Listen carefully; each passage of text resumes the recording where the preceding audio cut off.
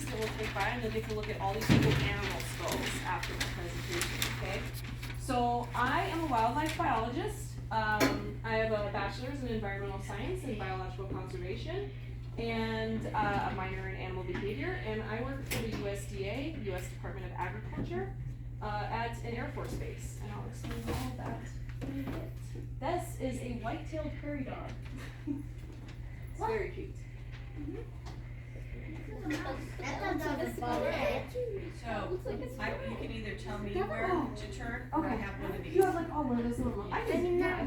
That way it's more efficient. Yeah, If that's you fine. can Cool. just play with it, your twin goes forward, back, and Yeah. then there's Might take some practice.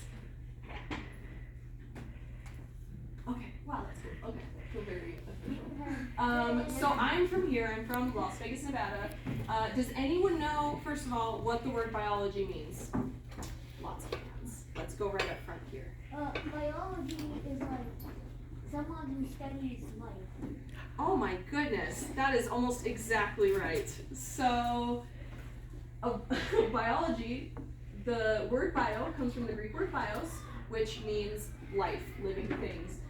The part that is ology comes from the Greek word logos, which means to study, to learn about. So biology is learning about, studying living things here on planet Earth.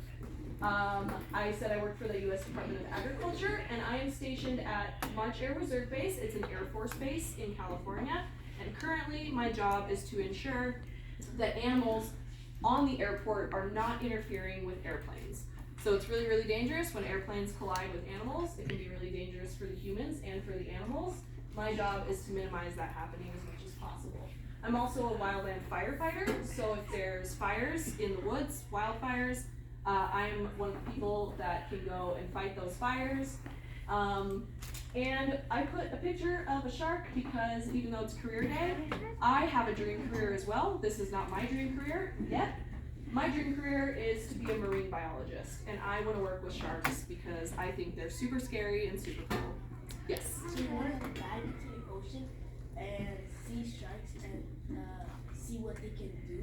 Yes, that is my dream. I think sharks are scary, but in the coolest, best way possible, and I think they're very misunderstood, and I think we don't know that much about them, and I would really like to learn more about them. Yes? Do you create hybrids? So that's a really good question.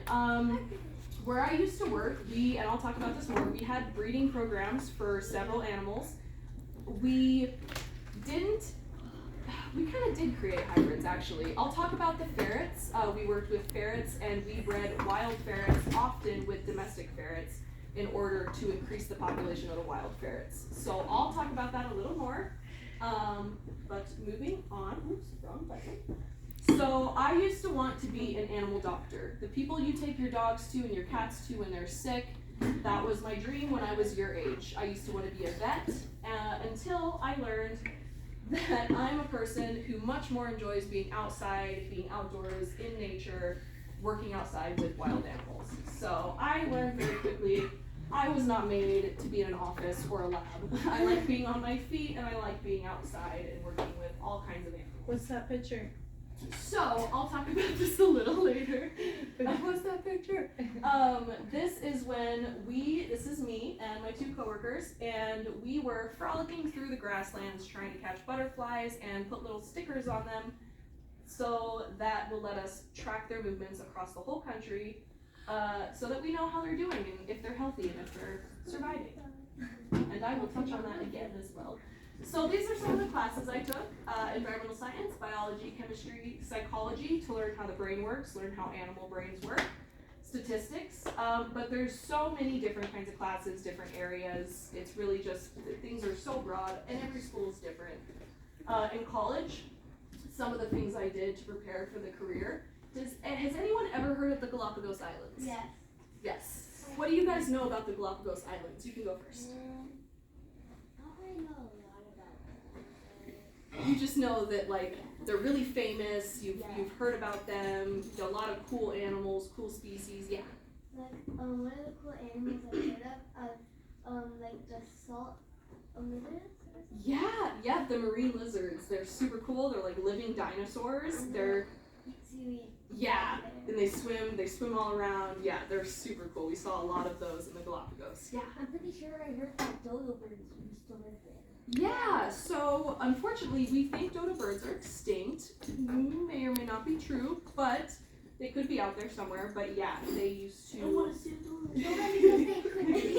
They're super cool animals. But what else I did to prepare and to just get involved was volunteering at different places, animal shelters. I volunteered at zoos and aquariums. I looked into clubs. There's all kinds of clubs in school. You guys, as you get older, there will be clubs, there will be groups you can join, outdoor clubs, Boy Scouts and Girl Scouts. There's so many different things you can do to get involved and get into wildlife, animals, and just put yourself in the environment and see how you like it, see how you like being around animals.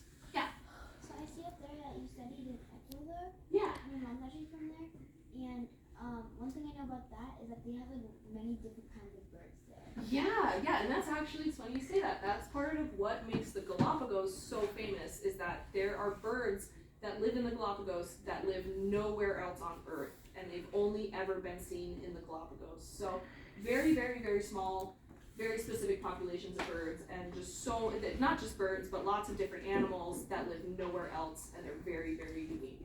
So that is what makes the Galapagos and Ecuador very famous. So that's just some of the stuff I did and some of the stuff you guys can do to kind of think about getting involved and getting more interested in wildlife. So after I graduated, some of my first jobs, I worked at PetSmart in the pet hotel. I just took care of people's dogs and cats, and I learned how to deal with dogs and cats and animal behavior and dealing with owners and people, because in wildlife, people are just as important as the animals are. After that, I worked with Nevada Department of Wildlife, and that's the first time I worked outside in the field. And in that job, we did a lot of surveying in the water. So we swam in lakes, and we counted fish, and we dove, and we snorkeled. And that kind of was my first taste of outdoor field work. And I fell in love with it. So after that, I worked for the U.S. Fish and Wildlife Service in Colorado. And in that job, I did a lot of the same things, surveying, counting animals, but a lot of what we did was at night, and that was very interesting because you drive around all night with flashlights and look for all kinds of spooky stuff. I have two things in common. Yeah? I was born in Colorado. My brothers live there. Wow. And my sister. And also I love nature. That's awesome! Colorado's great for nature because it's surrounded by mountains and there's so many different things to do, so many different trails. Colorado is definitely one of my favorite places in the country. Yeah. Two things. Before I thought the place was called PetSmart, but it's PetSmart. Something I've thought about a lot. That's smart. Yeah, same. It'll drive you nuts if you think about it too much. It will. Guys, let's save our questions. There was a question all the way in the back. Oh yeah, since you're a wildlife biologist, have you ever seen a golden land snake? Because the Brazilian government actually banned that island.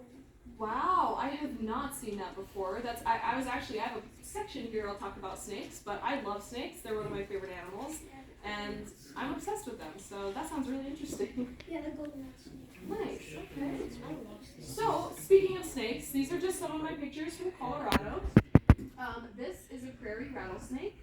So a lot of what we had to do was capture and safely relocate dangerous snakes that posed a direct risk to the public. So if a dangerous snake, like a rattlesnake, was too close to people or an office building, we had to move that rattlesnake safely to a new spot where the snake would be happy and it wouldn't hurt any people. So that's me doing that. We did surveys where we counted toads and frogs. That's a little toad in my hand. And this is a little mouse. We surveyed for lots of small rodents, mice, prairie dogs. And this is a little mouse right before I released him back into his home. Moving on, this is a black-footed ferret. So I talked about all the work we do with ferrets, making hybrids. So the black-footed ferrets are a completely different species of ferret than the ferrets you can buy from PetSmart and own them as pets. black-footed ferrets are a wild species of ferret that is critically endangered throughout the whole country. There's about a couple hundred left of them in the country, 1 to 200 left. So a lot of what we did in my last job was we had a breeding program for black-footed ferrets, and to increase their numbers even more so, you talked about hybrids, to increase our breeding program and increase the number that we were releasing into the wild, we bred the wild ferrets with domestic ferrets to make more wild ferrets, and then we released those ferrets. So this is a black-footed ferret, and this is me releasing that black-footed ferret. They live underground in burrows, and this is me releasing him back into his home. So I also talked about butterfly tagging. So we're frolicking through the fields with our butterfly nets. When we catch a butterfly, we very, very gently, since they're very fragile, put a small little tracker sticker on their wings. That way we can see where they go after that throughout the whole country, track their movements, and make sure that they're healthy. Do you ever take off the tracker sticker, or does it stay on there forever? It stays on them forever, and they don't seem to mind. It doesn't really affect the way they fly. The stickers are so little that I don't even think the butterfly even realizes it's there. Yeah. Do you ever, have you ever seen like a butterfly come back to where you catched it? Yeah, so the beauty of the trackers, of the stickers, is that if a butterfly comes back, which they often do because butterflies, or monarch butterflies, which is what this one is, they migrate across the country to breed every year. So if a tagged butterfly is in migration and it's caught or it's spotted by just a person who's in their backyard with, if someone just likes butterflies and they see a butterfly with a sticker on it, this sticker has a URL link that they can, there's a website they can go to, and they can tell people like the USDA and Fish and Wildlife that they saw that exact butterfly in this location, and they'll report it to the government. So it's up to the people to report when they see butterflies with these stickers on them, and that's how we know where they are, when they're there, and what they're doing. Yeah. Do you ever name them? I named everything. I named all the ferrets I released, I named all the prairie dogs I took care of, and all the butterflies we caught. I named everything. Yeah. What was that ferret's name? Gilbert.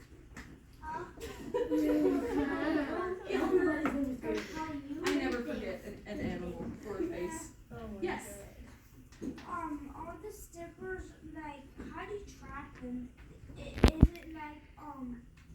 it like a little electric device that?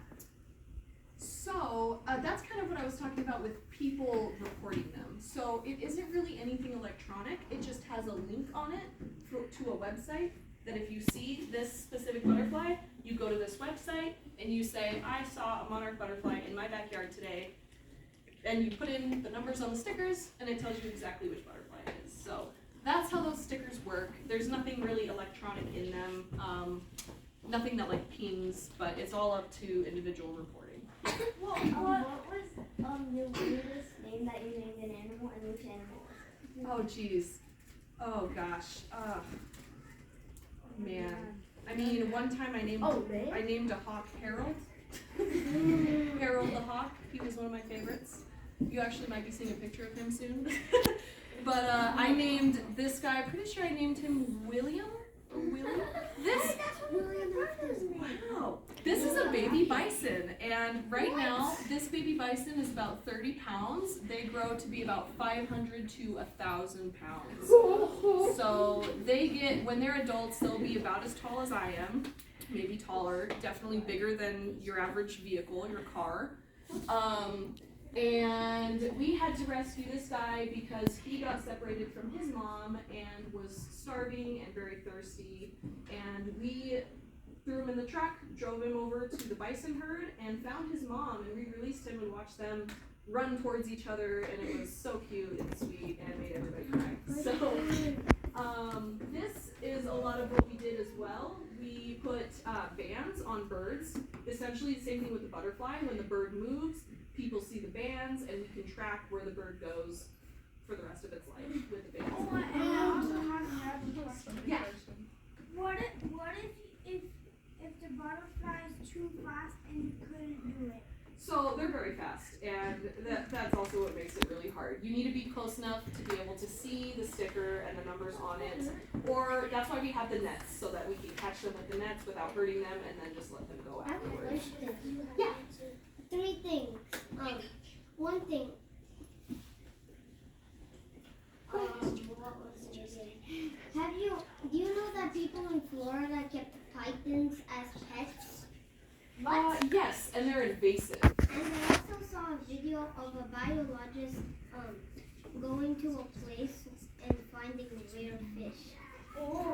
Which is something that a lot of people do in the Galapagos. When I grow up, Not only are there rare birds, but there's a lot of rare fish. when I grow up, I want to be a biologist, but I also want to study outer space and chemistry.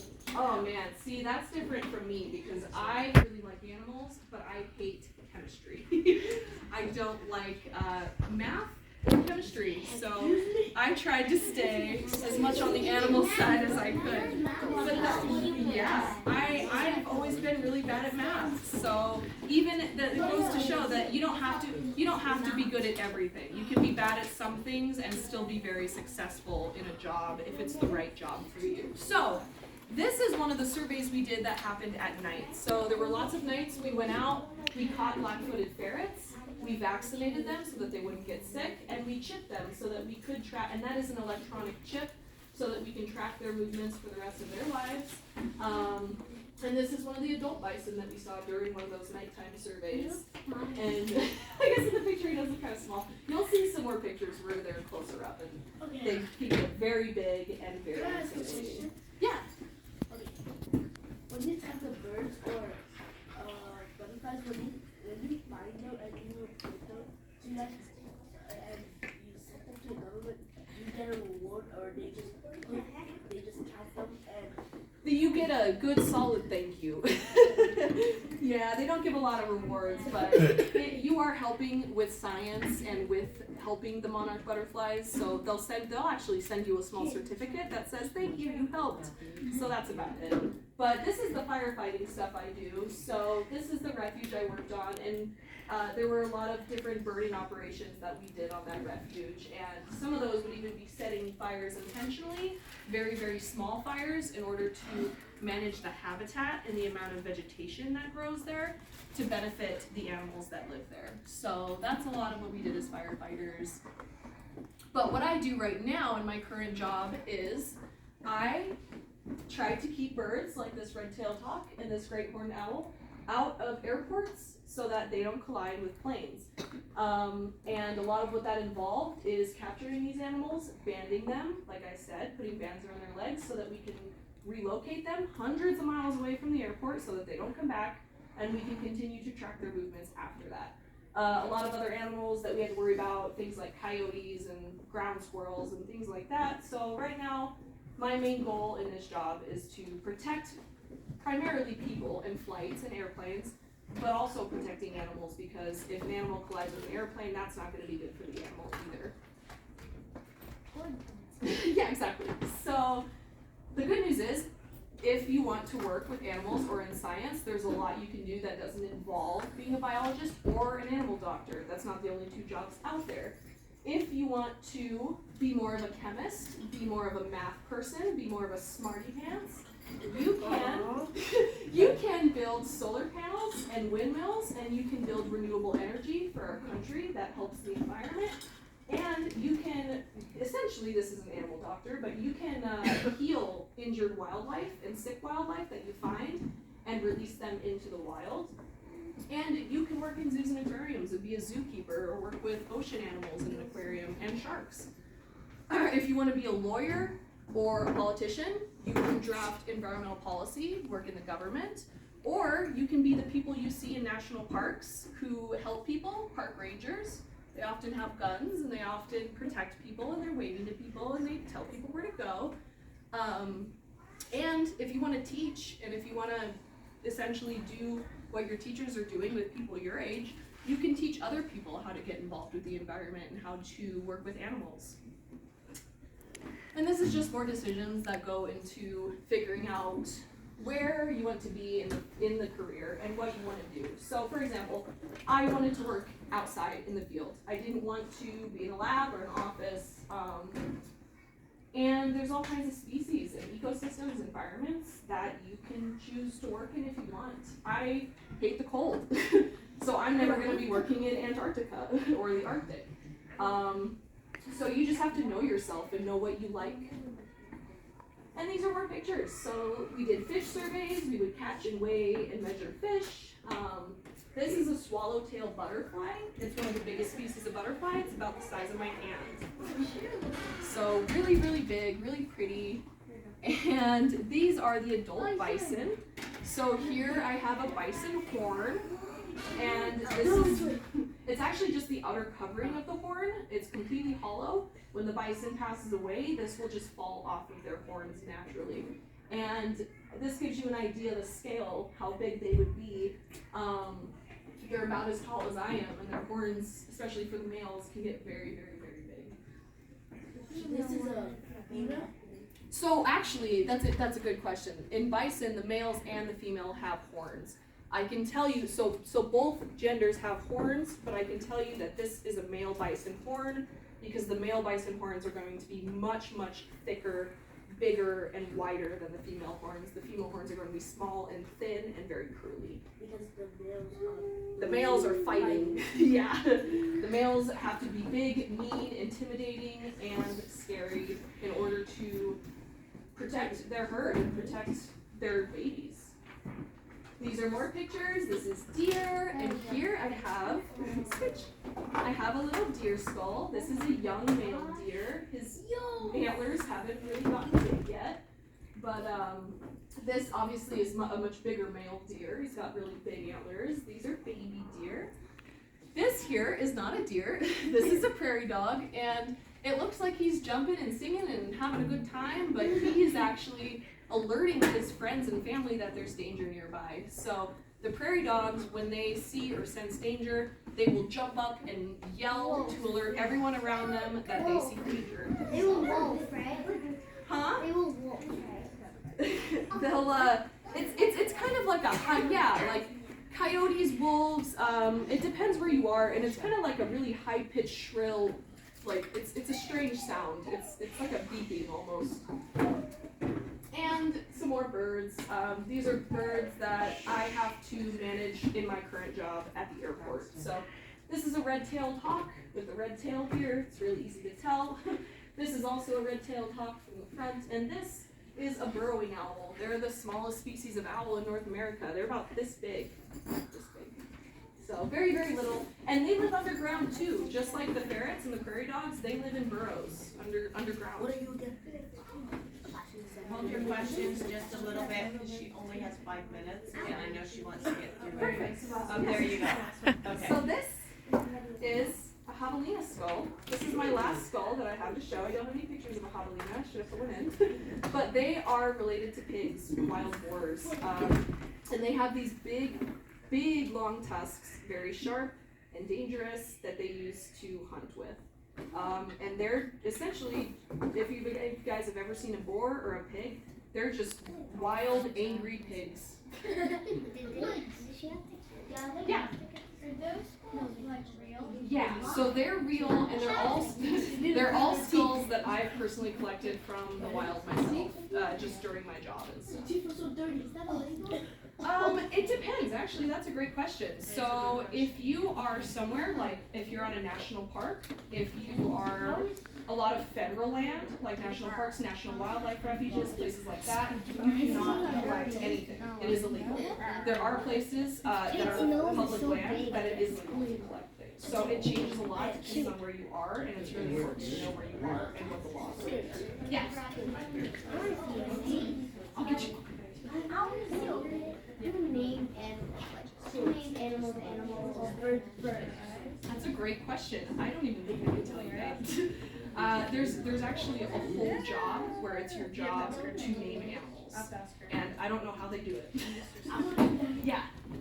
Can you see a picture of Yeah. Javelina. So I didn't know it in there. But you guys could always look it up yourself. Or you could ask your teacher too, but To do what? they just look like pigs. They're pigs with big tusks. And Yeah. she- Oh, yeah. my favorite animal to work with are snakes. Me, I love snakes. I love snakes. Mine is What? snakes are the best. Yeah. Oh, right on. I like coiling the snakes. I thought they were too. I like the snakes. Yeah, they're pretty goofy. Yes.